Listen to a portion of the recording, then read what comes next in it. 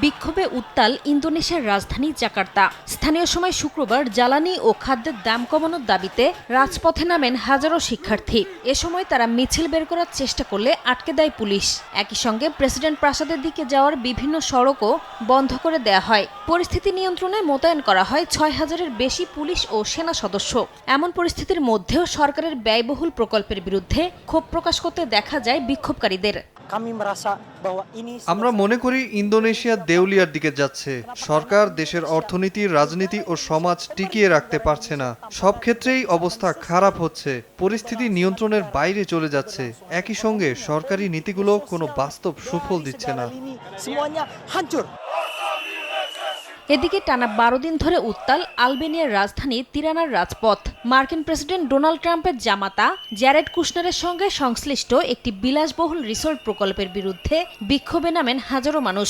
পরিবেশবাদীদের অভিযোগ, প্রস্তাবিত রিসোর্টটি নির্মিত হলে সংরক্ষিত ভিউসানার্তা জলাভূমির গুরুত্বপূর্ণ বাস্তুতন্ত্র মারাত্মক ক্ষতির মুখে পড়বে।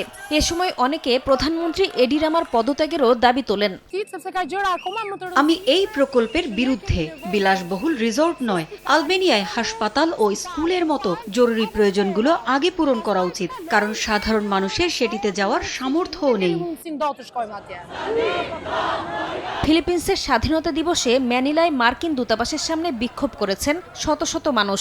তারা যুক্তরাষ্ট্রের সামরিক উপস্থিতি, সম্প্রসারিত প্রতিরক্ষা সহযোগিতা চুক্তির আওতায় মার্কিন ঘাঁটির ব্যবহার এবং দেশের অভ্যন্তরীণ বিষয়ে ওয়াশিংটনের প্রভাবের বিরুদ্ধে স্লোগান দেন।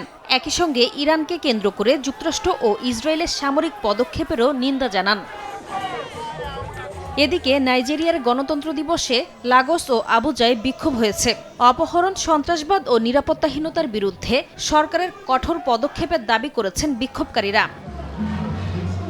নাসরিন রুমি, সময় সংবাদ।